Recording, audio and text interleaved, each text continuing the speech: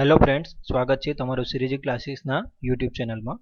આજના વિડીયોમાં આપણે પાવર ઇલેક્ટ્રોનિક્સમાં ચેપ્ટર 2ના જે મહત્વના પ્રશ્નો છે તેના વિશે ચર્ચા કરીશું. પ્રશ્ન છે, એસસીઆર માટે થર્મલ રેઝિસ્ટન્સ અને થર્મલ સમતુલ્ય સર્કિટ સમજાવો. એટલે કે explain thermal resistance for SCR and its thermal equivalent circuit. તો સૌથી પહેલા તો થર્મલ રેઝિસ્ટન્સની વ્યાખ્યા એટલે કે ડેફિનેશન. તો જેવી રીતે ઇલેક્ટ્રિક કરંટનો વહન પ્રતિરોધ દ્વારા કરવામાં આવે છે અથવા તો ઇલેક્ટ્રિક કરંટ વહનનો પ્રતિરોધ દ્વારા વિરોધ થાય છે, એટલે કે ઇલેક્ટ્રિક કરંટનો ઓપોઝ રેઝિસ્ટન્સ દ્વારા કરવામાં આવે છે, તેવી જ રીતે થર્મલ રેઝિસ્ટન્સ દ્વારા પાવર ફ્લોનો વિરોધ થાય છે. એટલે કે થર્મલ રેઝિસ્ટન્સ શું ઓપોઝ કરે છે? Power flow. ધ્યાન રાખજો, ઇલેક્ટ્રિક કરંટને ઓપોઝ કરવા માટે પ્રતિરોધ એટલે કે રેઝિસ્ટન્સ અને થર્મલ રેઝિસ્ટન્સનો વિરોધ એટલે કે ઓપોઝ કરવા માટે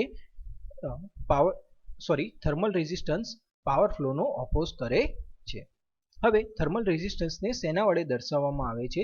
તો થર્મલ રેઝિસ્ટન્સને થીટા વડે ઇન્ડિકેટ કરવામાં આવે છે. ધ્યાન રાખજો, થર્મલ રેઝિસ્ટન્સને શેના વડે ઇન્ડિકેટ કરવામાં આવે છે? તો થર્મલ રેઝિસ્ટન્સને થીટા વડે ઇન્ડિકેટ કરવામાં આવે છે, થીટાથી દર્શાવવામાં આવે છે. હવે જો પાવર લોસને આપણે પી એવરેજ ડબલ્યુ એટલે કે પી એવરેજ વોટ હોય, તેનું તાપમાન T1 તથા T2 હોય, તો થર્મલ રેઝિસ્ટન્સ આપણે કઈ રીતે બતાવી શકીએ? તો કે θ12 T1 - T2 upon P average. ધ્યાન રાખજો, એક કન્ડિશન લીધી છે કે જો પાવર લોસ પી એવરેજ વોટ અને તાપમાન T1 તથા T2 હોય તો થર્મલ રેઝિસ્ટન્સ શેના વડે બતાવીશું? તો કે તાપમાનના તફાવત અને છેદમાં પાવર વડે. તો જે temperature difference divided by power. તો T1 - T2 upon P average. એનો યુનિટ યાદ રાખીશું કે ડિગ્રી સેલ્સિયસ પર વોટ. ધ્યાન રાખજો, યુનિટ શું છે? Degree Celsius per vote. તો જો થર્મલ રેઝિસ્ટન્સની વ્યાખ્યા પૂછે તો તમારે આટલું લખવાનું રહેશે. હવે એસસીઆરના જંક્શનમાં ઉષ્મા ઉત્પન્ન થાય છે. આપણે આગળ પણ સમજી ગયા છે કે એસસીઆરના જે 3 જંક્શન છે તેમાં જે કરંટ ફ્લો થાય છે તેના કારણે શું ઉત્પન્ન થાય છે? ઉષ્મા એટલે કે હીટ ઉત્પન્ન એટલે કે પ્રોડ્યુસ થાય છે. આ જ ઉષ્મા જંક્શનમાંથી મેટલ કેસ તરફ વહે છે. હવે આ જે લાઈન છે એ ખાસ ધ્યાન રાખજો. સૌથી પહેલા તો કે જે હીટ પ્રોડ્યુસ થાય છે એ જંક્શનમાંથી ક્યાં જશે? મેટલ કેસ તરફ જશે, એટલે કે જે એસસીઆરનો મેટલ ભાગ હશે ત્યાં જશે. મેટલ કેસમાંથી હીટસિંક તરફ જાય છે. એસસીઆરમાં જે ગરમી ઉત્પન્ન થાય છે તે બહાર કાઢવા માટે આપણે શેનો ઉપયોગ કરીએ છીએ? હીટસિંક. તો મેટલ કેસમાંથી હીટસિંક તરફ જાય છે અને હીટસિંકથી વાતાવરણમાં ફેલાય છે.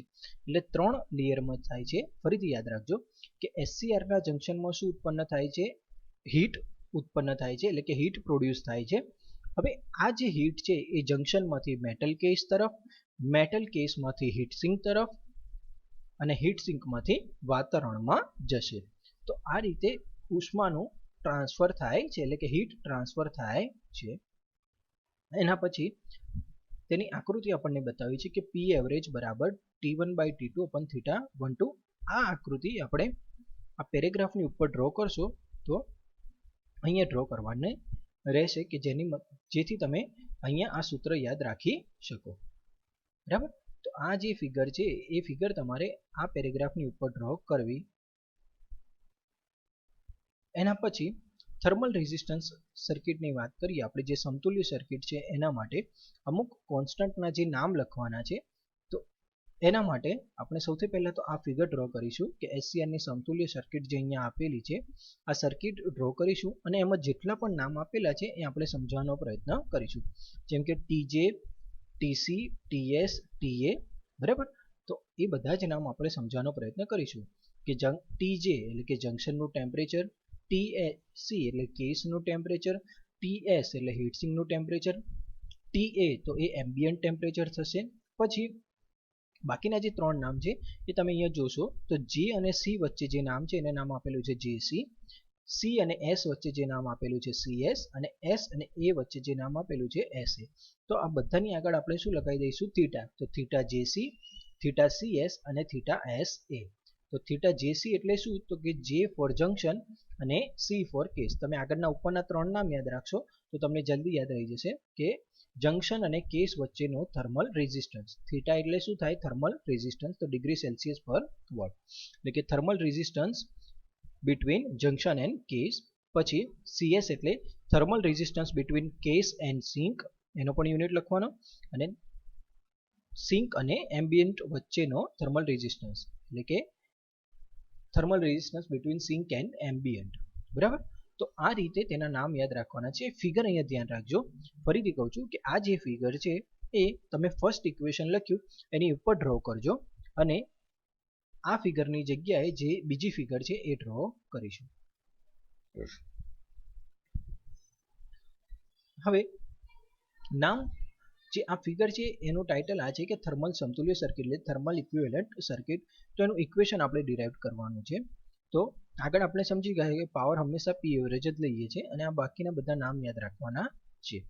હવે સૂત્ર લખીશું તો છે કે TJ માઇનસ TA, સૌથી પહેલા આ વસ્તુ ધ્યાન રાખીશું, TJ minus TA equals to power, તો સૌથી પહેલા લખ્યું આપણે પાવર બ્રેકેટમાં theta JC plus theta CS plus theta SA. તો આ રીતે તેનું સૂત્ર લખવામાં આવે છે. ફરીથી TJ માઇનસ TA, તો આ લખ્યું TJ minus TA equals to power P average બ્રેકેટમાં થીટા JC, ધ્યાન રાખજો B નથી લખવાનો, theta JC theta CS plus theta SA. તો આ રીતે એને લખવાનું છે. હવે એના પછી આપણે P એવરેજનું અલગ અલગ સૂત્ર લખેલા છે. કઈ રીતે? તો અહીંયા સમજીએ કે સૌથી પહેલા આટલા ભાગ માટે લખીએ તો TJ minus TC upon theta JC. સૌથી પહેલું સૂત્ર કે ભાઈ TJ minus TC upon theta JC, એટલે આ આવી જશે. P એવરેજ બરાબર. બીજું સૂત્ર લખીશું તો TC minus TS upon theta CS, એટલે આ બીજું સૂત્ર. ત્રીજું સૂત્ર TS minus TA upon theta SA, એટલે આ થયું ત્રીજું સૂત્ર. અને તો આ રીતે એના ત્રણ જે અલગ અલગ સૂત્રો છે તે તમારે લખવાના છે. એના પછી કે થીટા JA બરાબર, એટલે કે થીટા JA બરાબર આપણે શું લખી શકીએ તો કે થીટા JC, એટલે કે ત્રણે ત્રણનો સરવાળો, theta JC plus theta CS plus theta SA. તો આપણે આ રીતે પણ લખી શકીએ છીએ. અહીંયા હજુ એક ઇક્વેશન આપણે એડ કરી શકીએ કે TJ minus TA equals to P average બ્રેકેટમાં શું લખી નાખીશું? Theta JA. આ સ્ટેટમેન્ટ લખીએ અને એના પછી આપણે આ સૂત્ર પણ લખી શકીએ કે TJ minus TA equals to P average બ્રેકેટમાં થીટા JA, પણ એ ક્યાં લખીશું? આના પછી. તો આ રીતે એની સર્કિટ તમને સમજાયેલી છે. આ જ રીતે સર્કિટ ડ્રો કરવાની. સૌથી પહેલા ટાઇટલ મારજો, સર્કિટ ડ્રો કરીશું, પછી બધા નામ લખીશું અને એના પછી આ સૂત્ર લખીશું. બરાબર. તો આ ખાસ ધ્યાન રાખજો. હવે એના પછી કે થીટા CS ની કિંમત તેની કેસ સાઇઝ, ધ્યાન રાખજો, થીટા CS એટલે કે જે થર્મલ કેસ અને સિંક વચ્ચેનો જે થર્મલ રેઝિસ્ટન્સ છે તેની કિંમત કેસના સાઇઝ, કેસ અને સિંક વચ્ચે લગાવેલા કન્ડક્ટિંગ ગ્રીસ પર આધારિત હોય છે. તેની કિંમત 0.05 થી 0.5 ડિગ્રી સેલ્સિયસથી વચ્ચે હોવી જોઈએ. એટલે એની લિમિટની રેન્જ આપેલી છે. તેની કિંમત ડેટા શીટમાં પણ આપી હોય છે. થીટા SA ની કિંમત heat sink material surface area પર આધારિત હોય છે. ધ્યાન રાખજો, SA ની વેલ્યુ શેના પર આધારિત હોય છે? તો હીટ સિંકનું મટીરિયલ અને તેની જે સરફેસ એરિયા છે તેના પર આધારિત હોય છે. અને તેની કિંમત કેટલી હોય છે? તો કે 0.5 ડિગ્રી સેલ્સિયસ પર વોટ હોય છે. તેના પછીનો પ્રશ્ન છે SCR ના માઉન્ટિંગની રીતો જણાવો અને તેમાંથી કોઈ પણ બે સમજાવો. તો આ પ્રશ્ન 4 માર્કમાં પૂછાઈ શકે છે. ધ્યાન રાખજો, કોઈ પણ બે રીત સમજાવવાનું તમને પૂછ્યું છે અથવા તો અલગથી કોઈ પણ એક રીત પૂછી શકે છે.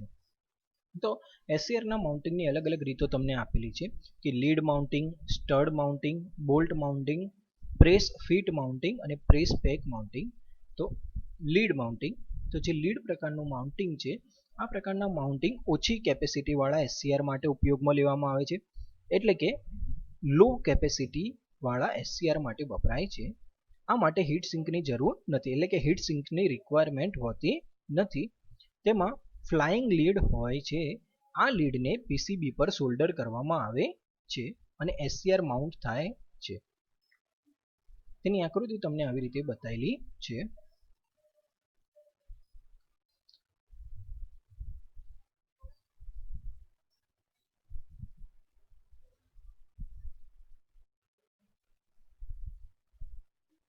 હવે ખાસ ધ્યાન રાખજો કે તમે ઘણી બધી આઈસી કદાચ જોઈ હોય તો તમે જોશો કે આ પ્રકારના એના લીડ્સ હોય છે, અને જે સાદી પીસીબી આપણે યુઝ કરીએ છીએ અથવા તો પ્રિન્ટેડ પીસીબી યુઝ કરો તમે, તો જ્યારે આને ફિટ કરવાનું હોય છે તો આપણે શું કરીએ છીએ, એને નોર્મલી પીસીબીમાં ફિટ કરી નાખીએ છીએ. એના જે હોલ્સ હોય તેમાં આ લીડ નાખી અને તેનું સોલ્ડરિંગ કરતા હોય છે.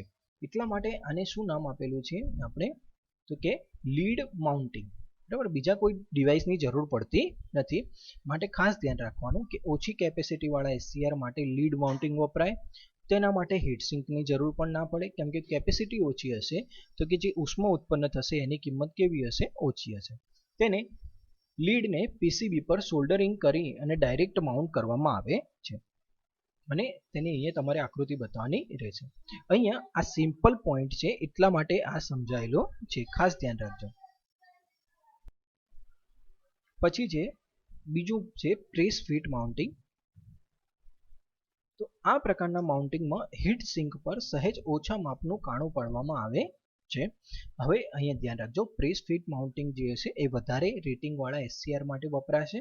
તો ખાસ ધ્યાન રાખીશું કે આ પ્રકારના માઉન્ટિંગમાં જે હીટ સિંક હોય તો હીટ સિંક પર સહેજ ઓછા માપનું કાણું પાડવામાં આવે છે અને પછી તેને ફિટ કરવામાં આવે છે. જે એસસીઆરનું એરિયા છે તેના કરતાં થોડાક ઓછા માપનું આપણે કાણું પાડીશું અને પછી તેને ફિટ કરીશું. એસસીઆરને વાઇસર અથવા હાઇડ્રોલિક રેસનો ઉપયોગ કરીને કાણામાં ફિટ કરવામાં આવે છે. આ પ્રકારના માઉન્ટિંગમાં થર્મલ ડ્રોપ ઓછો થાય છે. આ પ્રકારનું માઉન્ટિંગ વધારે કેપેસિટીવાળા એસસીઆર માટે ઉપયોગમાં લેવામાં આવે છે. એની આકૃતિ તમને અહીંયા બતાવેલી છે. તમને કીધું એ પ્રમાણે કે જ્યાં હીટસિંક હોય તો હીટસિંકમાં એસસીઆરના માપ કરતાં થોડા ઓછા માપનું કાણું પાડીશું આપણે, અને તેને વાઇસર અથવા બીજું એક ડિવાઇસનું નામ આપેલું હતું કે વાઇસર અથવા હાઇડ્રોલિક રેસનો ઉપયોગ કરી અને તેને ફિટ કરવામાં આવે છે, હીટસિંક ઉપર બેસાડી દેવામાં આવે છે. તો આવી રીતે એસસીઆરનું ફિટિંગ કરવામાં આવે છે. અહીંયા માત્ર બે જ મેથડ ડિસ્કસ કરવામાં આવી છે, કારણ કે આ બે મેથડ તમને જલ્દીથી ખ્યાલ આવી જાય છે. જો આખો પ્રશ્ન પૂછાય તો આખો પ્રશ્ન 7 માર્કમાં પૂછી શકે છે. એટલા માટે અત્યારે આપણે ખાલી 4 માર્કના સંદર્ભમાં બે જ મેથડની ચર્ચા કરી છે. તો ખાસ આ વસ્તુ ધ્યાન રાખજો. તો આ વિડીયોમાં બે પ્રશ્નો વિશે ચર્ચા કરી, એક થર્મલ રેઝિસ્ટન્સ અને થર્મલ ઇક્વિવેલન્ટ સર્કિટ, અને બીજું એસસીઆરના માઉન્ટિંગની અલગ અલગ રીતો, એટલે કે એસસીઆરના માઉન્ટિંગ્સની મેથડ.